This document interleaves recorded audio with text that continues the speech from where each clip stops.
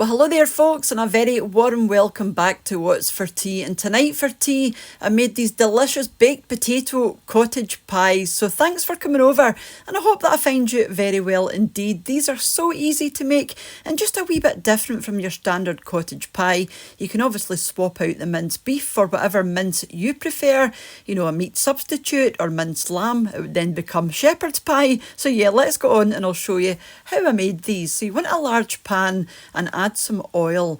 I'm going to fry off my veggies. So I've got some carrot there. I've also got some celery, and I'll also be using some onion as well. I am using red onion, but you can use whatever type of onion you prefer, or add whatever vegetables you prefer. Peas, if you like peas.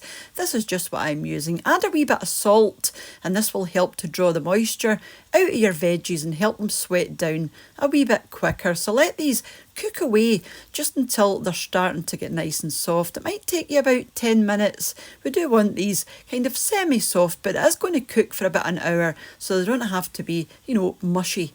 To this, I'm going to add my minced beef. I get some mince from the local butcher, and this will not leave you with too much liquid. But if when you brown off your beef, you've got lots of liquid left in there, just let it fry away until the liquid disappears.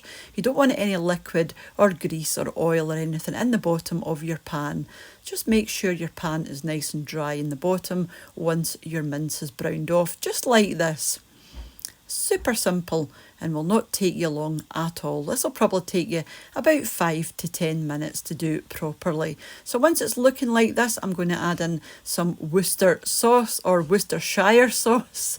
You can skip this if you don't like it. I think it gives it a nice wee punchy taste. Stir that through, and I'm also going to add some tomato puree or tomato paste. So a tablespoon of that into the middle, and just make sure you work this well into your mince. This is a wee bit fiddly, but you will get there in the end. It'll just take you a minute or so just to make sure it's nicely evenly throughout your mince. And then to this, we're going to add some plain flour. This is going to help to thicken your gravy.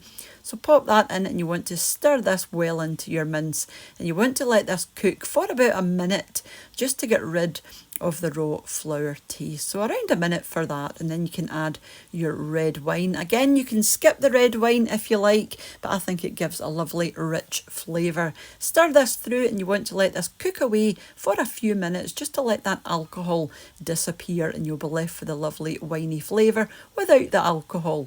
And then to this, I'm going to add some thyme, but again, use whatever herbs you prefer, sage, rosemary, or leave it out completely. I like thyme, so I'm going to add some dried thyme.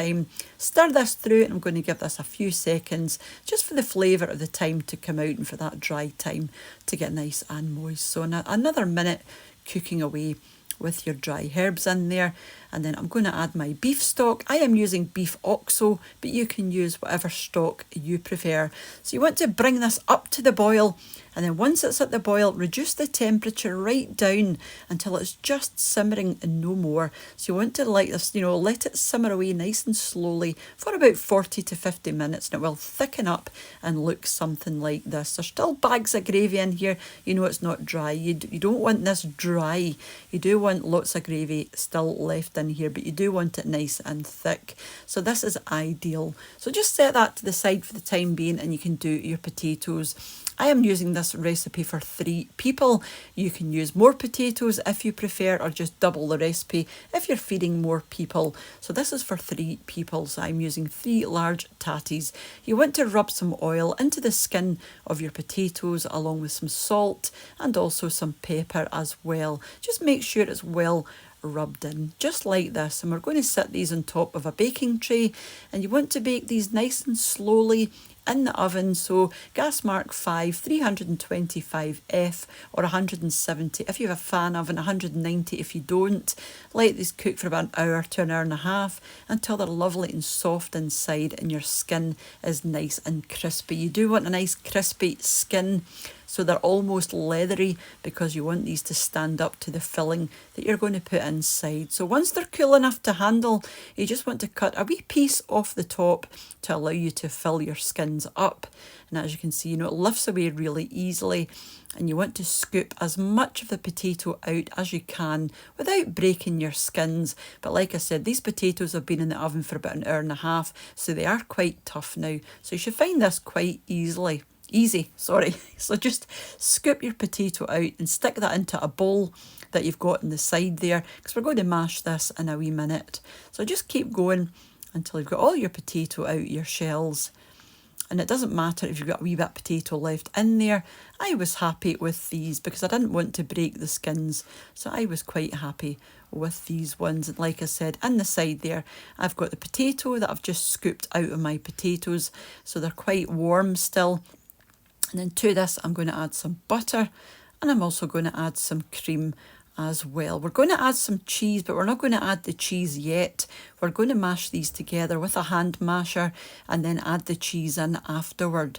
So get in with your hand masher and you want to mash these down until they're nice and smooth, or until they're as smooth as you want them to be. Add another wee touch of salt and pepper to this. Give it a wee stir around and then we can add the cheese in. Give this a gentle stir around just to combine your grated cheese.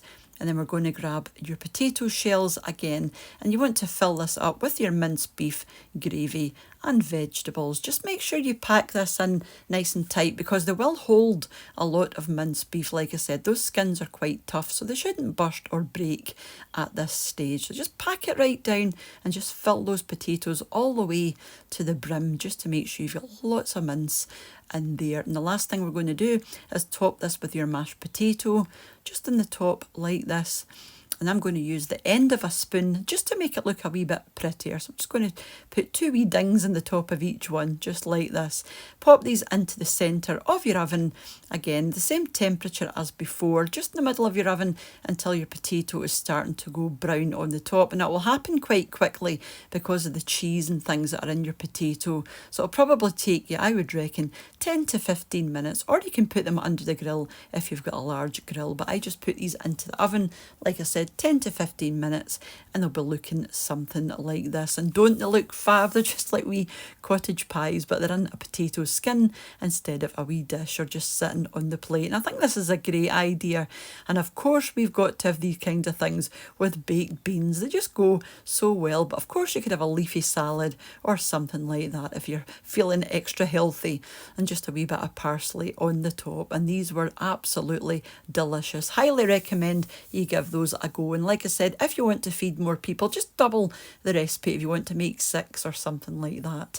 And just before I go, I wanted to say a huge thank you as usual to the supporters of the channel over on my Patreon page, and to the channel members here on YouTube as well, for you all for watching and leaving your lovely comments, and for those that share the videos as well, and for those that have bought me a coffee using the Buy Me a Coffee link. It's all very much appreciated. And I will catch up with you during the week for another wee video back here on What's for Tea. Take care and bye for now. Bye now.